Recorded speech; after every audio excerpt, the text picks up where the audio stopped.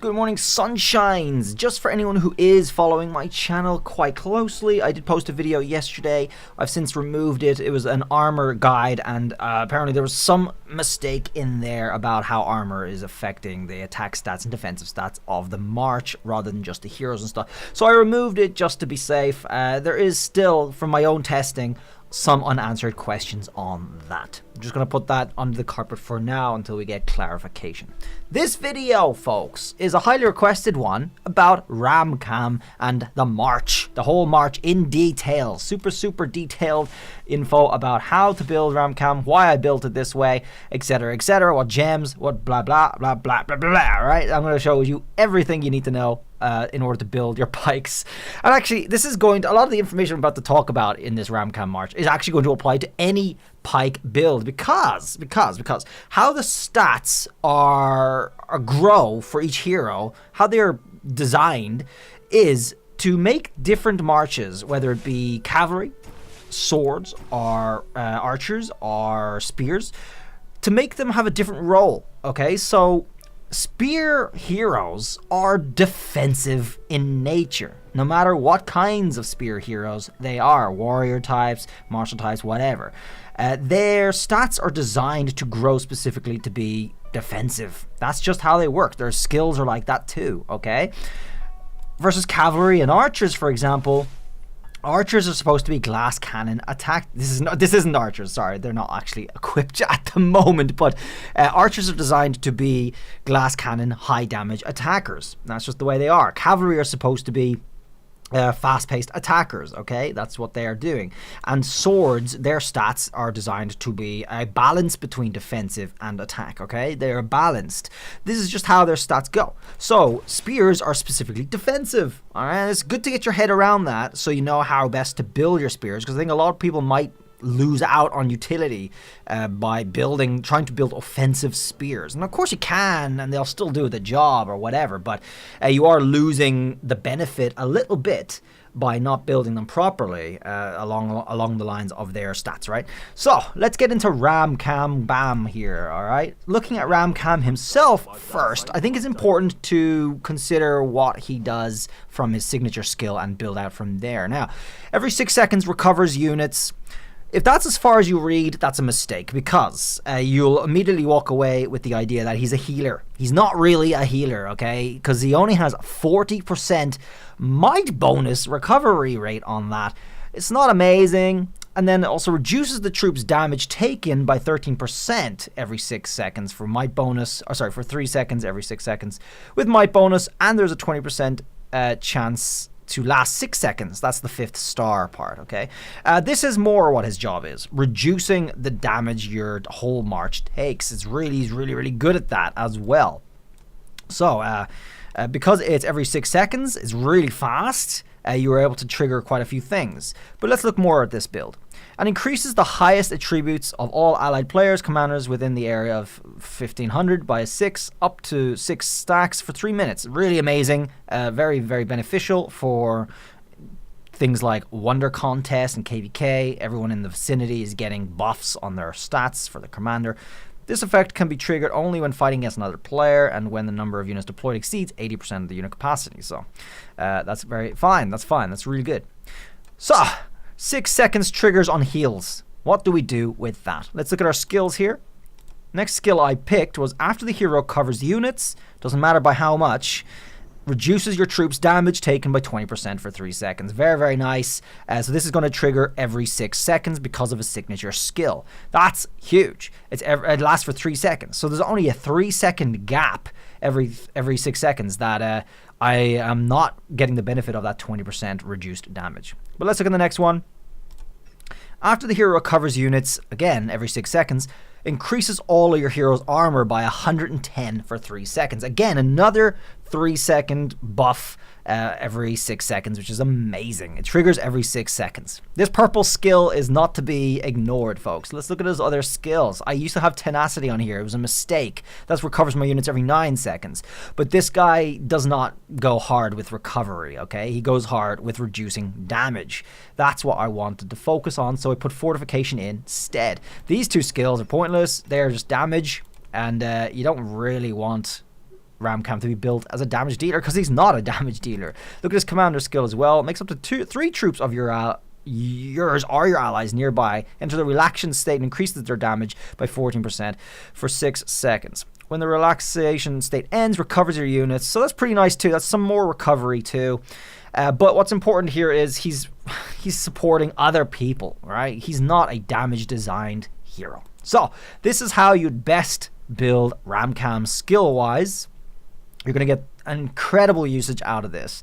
Again, for armor as well, I focus on your defensive pieces because, like I said, spears are a defensive unit. You want to get the best out of the defense on these so they just last forever in battle.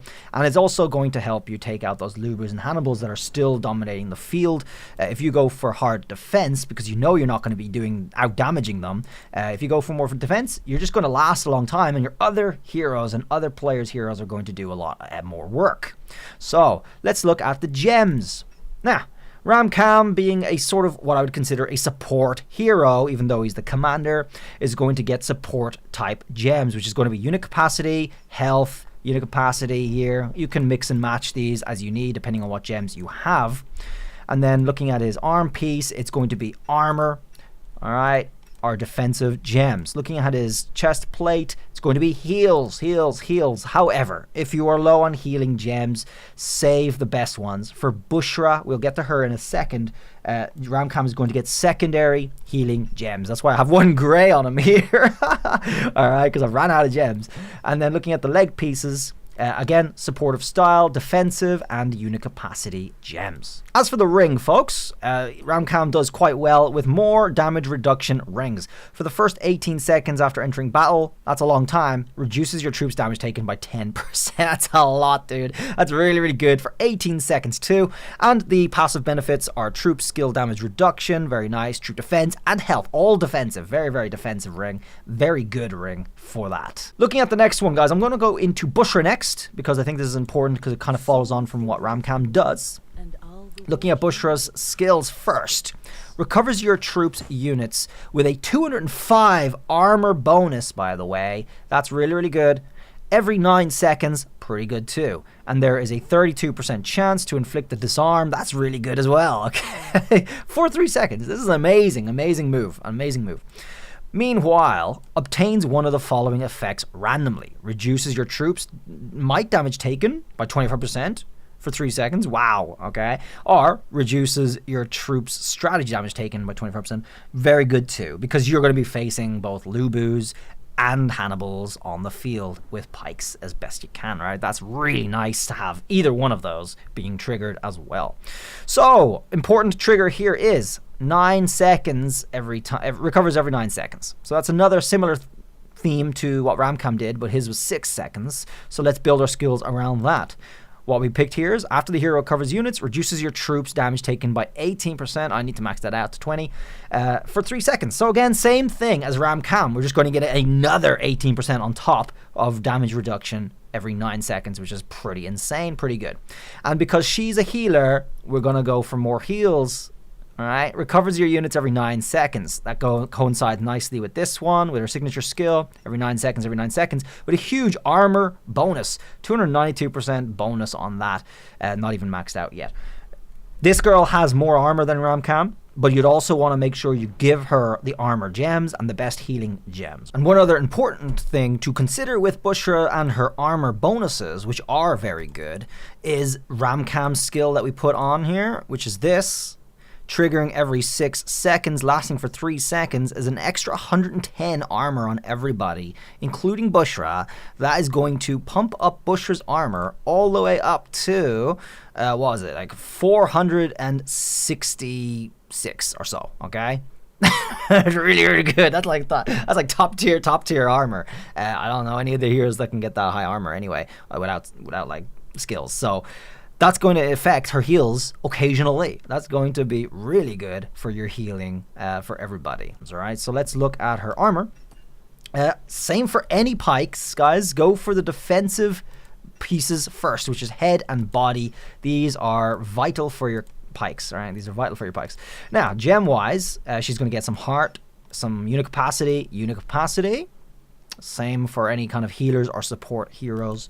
Then armor and armor, so we get the best bang for our armor bonus. Alright, that's important. Now the chest plate, red heals through the roof. Because she's the big healer, she's going to get an extra 2.3 on every single one of these gems. Very nice. And leg pieces, again, heals and armor. Alright, maximize that armor bonus as best we can. Bushra's ring is Ring of Falcon. Grants one of the following effects every 9 seconds passively. Recovers your units, great, with a recovery rate of 67. And reduces your troops' damage taken by 10.33% for 3 seconds. Really, really good too. A double whammy, right? It's going to be one or the other every 9 seconds, coinciding with both of her 2 major skills. This just pumps out the buffs. The defensive buffs, the heals constantly. Your healing effect is also up, so that's why it needs to be on Bushra, but also the defense for the troop is up as well. So really nice, insane ring for Bushra. Get that Ring of Falcon on her. Alright, so that is Bushra and Ramcam done. Now for Octavian, who I've put in here as second in command for damage dealing. That's important, alright. He is the damage of the march, but because of how strong Bushra and Ramcam are at keeping the march alive, he just dishes it out, man. He just does work. He does a lot of work, which is really, really nice. Let's look at the skills that are applied here. Deals might damage to the enemy troop once every 6 seconds. It's a turn-based skill, so you're automatically doing 260 might bonus damage every 6 seconds, which is great. So good. Adds 1 stack of Supreme Mark every time your troop activates a signature turn-based skill, every 6 seconds, right? Or signature secondary strike skill. Don't worry about that, we don't have those. When there are 8 stacks, the stacks will be consumed to increase your troops' damage by 100% for 12 seconds. That's crazy. That's so good. So that actually gives him 100% double damage for 2 more of these signature skills after it triggers, which is great. And as well as, of course, his other skills here, which are also turn-based, guys. Let's have a look. More damage to come. Alright, so the next skill here, Coordination, reduces the damage of the hero's normal attacks by 20%. We're not a normal attack dealing march. Doesn't matter. 20% is a lot to reduce it by, but that's not where you get your damage from. Look, increases the damage of the hero's turn-based skills by another 27.03% with a might bonus. That is worth it. That's really, really good. No matter how you lay it out, folks, all of your marches, even the very heavy, normal attack-oriented ones, such as the Mulan March and the Lubu marches, they have a lot of normal attack damage, but normal attack damage is always bonus on top of the skill damage that they do, because skill damage is always way, way, way more damage. That's what you want to focus on all the time. Always focus on skill damage, buffing skill damage as best you can. Normal attack damage, it might be nice, it's just a little extra on the side. It's not something to get huff a puff over, okay? So we are fine with reducing this by 20% to get 27% bonus on our turn-based, which triggers every 6 seconds on this skill. This increases my hero's might up by 17.57% every 6 seconds. This is a turn-based skill too, and it goes up to 5 stacks. So this is going to just make your signature skill insane. All right, it's just going to pump you up, pump you up, pump you up. It's going to be really, really good. You're going to be doing so much damage with this, and it actually works. I've used this march quite a lot now, and it works very, very well. The march just does not die for a very long time, and Octavian just keeps pumping out that damage passively every 6 seconds, and it just gets stronger and stronger. So let's look at Octavian's armor here. It's quite different from the other two, of course. Even Octavian, guys, even though he's the damage dealer, yeah, focus on defensive armor first, because you just want the whole march to survive. You know, that's the main thing. The passive damage constantly from his turn-based skills is amazing. You just let it happen like a machine on clockwork, all right? We're not really pushed for time on this march. We just want to survive for as long as possible. So, first things first, he's the attack damage dealer.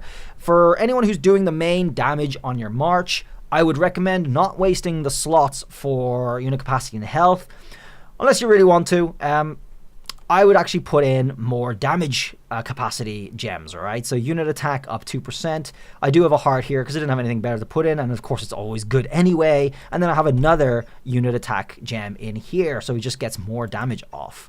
Looking at his arm pieces, we got all attributes, very good for someone like Octavian because it's going to give me armor stats as well as might stats, and a might gem too. It's a good might gem as well. Body pieces are always for your skill types. This guy does damage with turn-based skills. Turn-based gems is what he's going to get, and it's a lot of goodies here. A lot of red gems for this to stack the damage up so much too. People fighting this Ramcam March are not going to expect this, and they don't. And then leg pieces always mixed. Some heart, R unit capacity, whatever you got the best of, and some more defense, some more armor. So very nice. The ring I have in Octavian is very, very much a placeholder. There is another ring I want to get on Octavian instead. This ring right here, Sacred Sage, is what you're going to want to put on Octavian instead of what I just had there, which I'm saving up to. I'm going to buy this MGE to get my hands on it and put it on this March. This is going to give me troop damage for Octavian, troop defense and health for all of them, and all your heroes cannot use active skills. No problem, none of them have any active skills. Increases turn-based skill damage by up to 55% if you max it out. And healing effect by up to 55% if you max it out. That's for Bushra, and that's going to affect everybody, all right? That really benefits everybody by so much.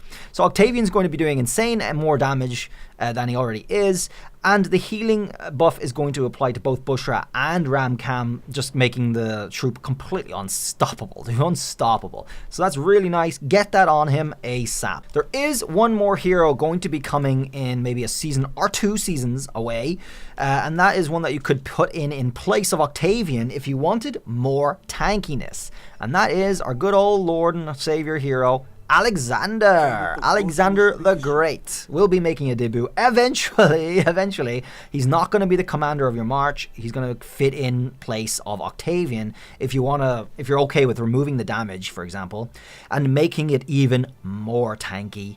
This guy will do the trick for you. All right, so you can see he fits in as a martial spearman, and let's look at his skills. Recovers your troops' units once every 6 seconds. Just another Bushra, except even better, because it's not every 9 seconds.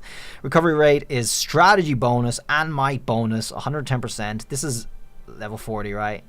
And reduces their damage taken by 10% as well. Oh my god, with the bonuses too, for 3 seconds. At the same time, there is a 12% chance to grant damage immunity for 1 second, during which all troops ignore all damage. What? Increases the damage of the commander's next skill by 20%. That's a little extra. Don't really need to go there with that, honestly. That's not going to help us. There are a few ways you can mess around with your build, though, with your units. If you do get Alexander the Great and max him out like this, you could mix up the order of your Marshal Pikes. You could remove Ramcam and put Octavian in there instead, and make Alexander the Great and Bushra the major healers and defenders instead. That is an option. However, you're going to be losing your team-wide, your whole alliance-wide buffs kind of thing, all right? We'll see how it goes in the future. Looking at his other skills, though. So Alexander has 3 skills you'll want to go with. Fortification for the purple, which is, we've already seen this. After the hero covers units, which is every 6 seconds in Alexander's case, increases all your hero's armor by a lot. We have that on Ramcam at the moment. Peaceful Haven, after the hero covers units, reduces your troops' damage. We have that on both. Do we have that on both? We have that on Ramcam anyway. Do we have that on Bushra as well, I think? Yeah, we do. Yeah, we do. And Protracted Battle. Recovers your units after every 6 normal attacks your troop launches. Might bonus, not great. I would go for Fortification and Peaceful Haven. That would be my choice. So from the description of his skills there that you've already seen, that would have already included what you get from the 5 stars. Increases Heroic Resilience's recovery rate by 30%. Heroic Resilience increases the damage dealt by the commander's next skill. And then Heroic Resistance, additional damage immunity chance by 2%, increases the skill damage of your troops' next commander's next skill. So yeah, that's already been included in the description. Once you hit the 5 stars, the description alters to include what the bonuses give. Just keep that in mind. So those stars are not on top of what you see here. They're already included in here. but Alexander would shape up to be quite an addition to the martial march I've already got going. Oh my god. That is the comprehensive guide on martial pikemen, and honestly a lot of the information I gave in this video applies to all pikemen too. If you're running the warrior pikes, your gems are going to be the passive gems. Warrior pikes are the only units that can get benefit out of passive gems because they're the only ones with passive skills that do damage. There are loads of other passive skills out there that grant damage to another hero or the troop or whatever. Passive gems don't apply to those because those skills themselves don't do damage. All right, the passive gems only apply to warrior pikes, so do consider that. It'd be very easy to build warrior pikes because you'll have loads of those gems just stockpiling up. And then you also have the Messenger of Destruction ring, which goes for warrior pikes and warrior pikes only at the moment. So that's really it. Guys, thanks very much for watching this video. Hopefully you enjoyed it and got benefit out of it. I'll see you around in another one. Have a good one. Bye.